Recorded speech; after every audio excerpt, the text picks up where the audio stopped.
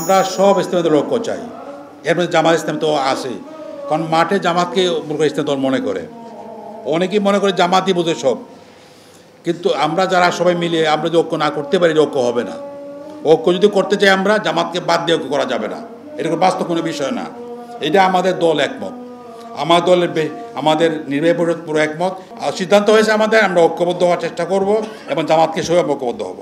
এটা কর্মীদের পারস্পরিক সম্পর্ক যদি খারাপ থাকে এটা ভালো করতে হবে, কারণ আমরা যেটা চাচ্ছি এক ভ্রাতৃত্ব বন্ধনে আমরা এগিয়ে চলার চেষ্টা করি। দল আমরা ভিন্ন হতে পারি, আমার দৃষ্টিভঙ্গি ভিন্ন হতে পারে, কর্মনীতি ভিন্ন হতে পারে, কিন্তু জাতীয় প্রশ্নে ইসলামের প্রশ্নে আমরা এক ও অভিন্ন থাকা উচিত। দ্রুততম সময়ের মধ্যে মৌলিক প্রয়োজনীয় সংস্কার সম্পন্ন করে 15 ফেব্রুয়ারি 2026-এর মধ্যে ত্রয়োদশ জাতীয় সংসদ নির্বাচনের সুনির্দিষ্ট তারিখ ঘোষণা করতে হবে। অবাধ নিরপেক্ষ সুষ্ঠু নির্বাচনের জন্য লেভেল প্লেইং ফিল্ড নিশ্চিত করতে হবে।